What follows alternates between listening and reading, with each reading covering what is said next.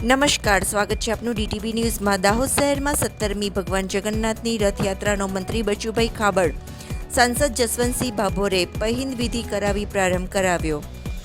દાહોદ શહેરમાં આજે રથયાત્રા સમિતિ દ્વારા આયોજિત 17મી ભગવાન શ્રી જગન્નાથજીની રથયાત્રામાં હનુમાન બજાર સ્થિત રણછોડરાય મંદિર ખાતેથી સાંસદ જસવંતસિંહ ભાભોર, મંત્રી બચુભાઈ ખાબડ, દાહોદ કલેક્ટર યોગેશ નિરગુડે સહિતના મહાનુભાવોએ ભગવાન જગન્નાથની આરતી ઉતારી પહિંદ વિધિ કરીને રથની રસ્સી ખેંચી રથયાત્રાનો પ્રારંભ કરાવ્યો હતો।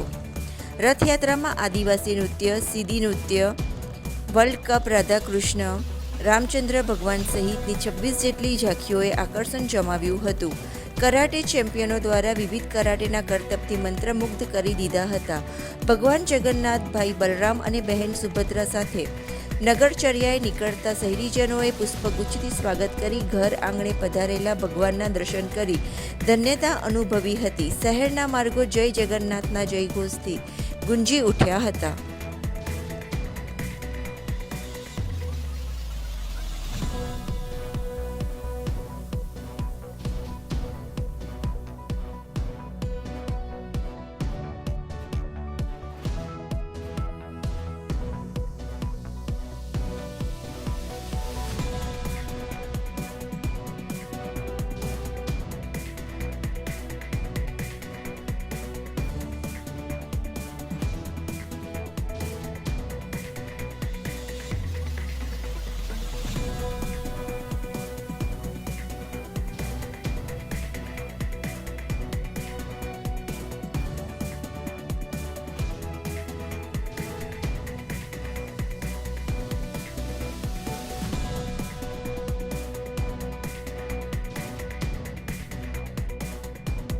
આજે દાહોદ નગરમાં ભગવાન જગન્નાથજીની 17મી રથયાત્રા જગન્નાથજી સેવા સમિતિ કાઢવા જઈ રહી છે।